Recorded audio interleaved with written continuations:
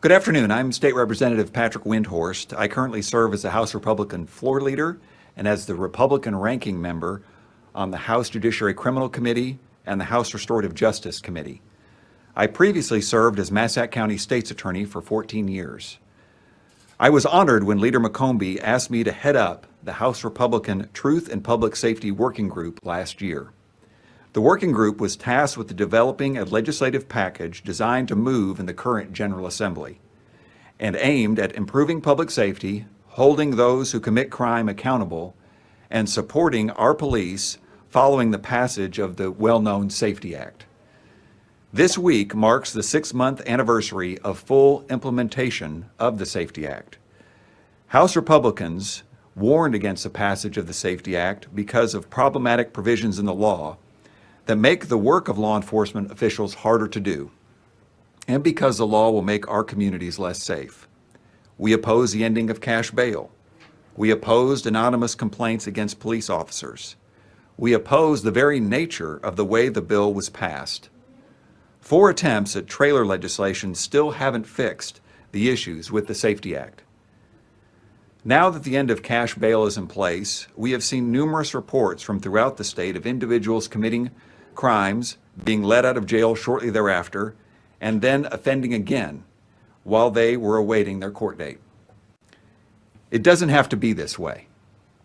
Illinoisans deserve to know that when a perpetrator commits a crime, they are going to be held accountable. And most certainly, they won't be back on the streets just a few hours later. Since the inception of the Truth and Public Safety Working Group in 2023, the group has met with law enforcement groups, retired judges, state's attorneys, and other stakeholders to develop our legislative package. Last year, many legislators on the Republican side held roundtables with law enforcement officers and prosecutors. We heard their concerns and crafted legislation to address them. In 2023, our group introduced over 20 bills, and this year the group has introduced over 15 bills. The legislative package focuses on supporting and protecting crime victims, giving judges wider discretion to detain people charged with felonies, and recruiting and retaining law enforcement officers while ensuring they are able to do their jobs. I have a few bills I want to highlight. First, House Bill 5120 widens the possible detention net to all felonies and also establishes the burden of proof at the detention hearing to a preponderance of the evidence. House Bill 5121 calls for the revocation of pretrial release when a defendant is charged with an offense while on pretrial release. House Bill 5126 restores the process for a court to issue a warrant for the defendant's failure to appear in court. The package of bills we have introduced would move Illinois forward toward a brighter and safer future. We can get this done. We need willing partners from the other side of the aisle to join us so we can make Illinois a safer place for everyone that wants to live here, work here, and raise a family here. With that, I will now turn it over to State Representative John Cabello.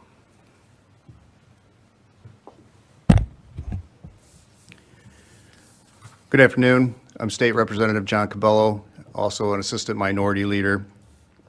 My district is the number 90, and I'm honored to serve it. It includes Winnebago County, Stevenson County, and Boone County. Also, I'm a 30-year law enforcement officer, and currently with the Rockford Police Department as a detective. I'd like to note that our Chief Carla Red is here with us today as well. So not only is my time serving as a police department what motivates me to be an active participant in protecting public safety, but the concerning trend we see here in Illinois where criminals are treated better than law-abiding citizens. The crimes we see plaguing our state are truly tough to digest.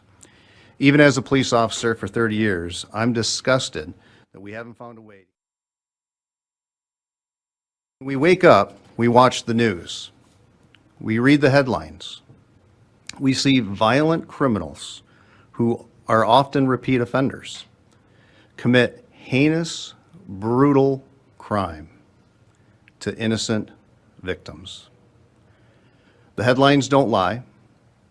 Armed robberies, violent robberies turn to sadistic beatings. Murders of innocent women and children.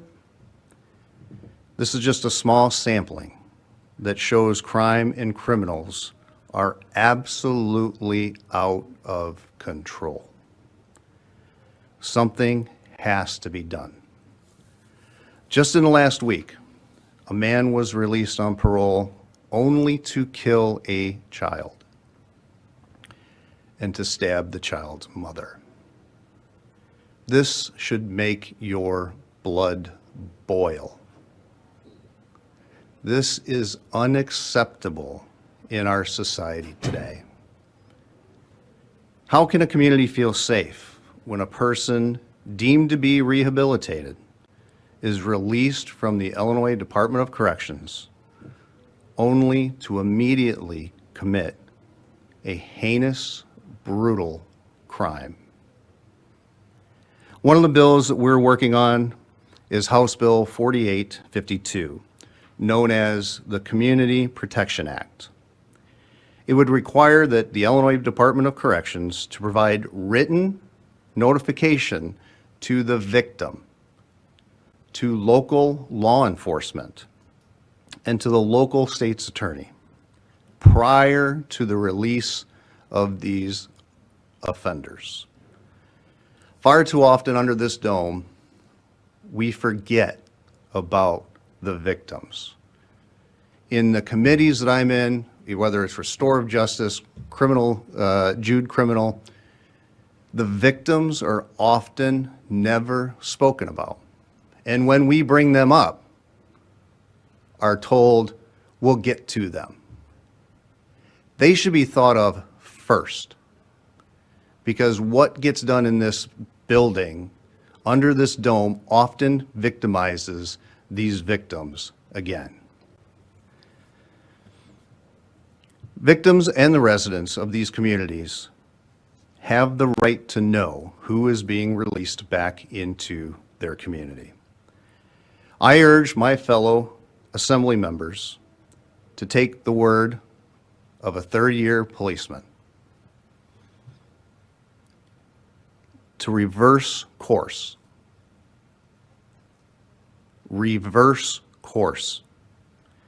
on all of our pro-criminal trajectory. I can confidently say the bills presented by this group will put us on a course that actually keeps innocent, tax-paying citizens safe. It's imperative that we start protecting the people that can't protect themselves. And with that, I'll turn it over to Representative Freese. Thank you. My name is David Freese, State Rep for the 115th. I'm honored to join you today to talk about helping with recruitment and retention of law enforcement officers, and also with supporting our law enforcement agencies with the tools they need to protect the public. Great law enforcement begins with hiring and retaining great law enforcement officers. Let me repeat that.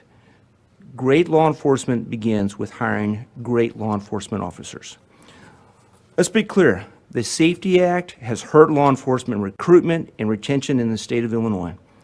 Numerous small towns, especially in central and southern Illinois, who once enjoyed local police officers patrol, now have closed their departments and have to rely on neighboring jurisdictions to provide law enforcement. Despite what often feels like a hostile law enforcement here in Illinois, House Republicans are working diligently to make sure our police officers know that we support them and ensure they have every tool they need to continue to be the thin blue line between safety and chaos in our communities.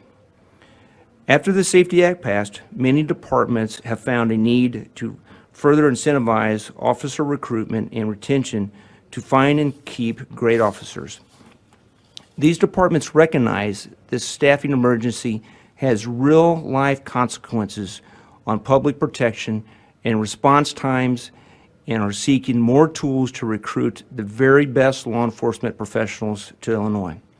To help recruit and retain the best officers, we have introduced House Bill 5122 to create a $500 income tax credit for a taxpayer who serves as a full-time police officer, firefighter, or rescue worker. This is another way we can bring and keep good first responders here in Illinois. We also seek to improve the hiring and training process. House Bill 5123 requires the Law Enforcement Training and Standards Board to establish an annual basic recruit training program schedule which provides for monthly enrollment of recruits into training schools offering law enforcement or corrections training. These are steps we can take towards ensuring that we have the best trained police officers and that we can keep them on the job.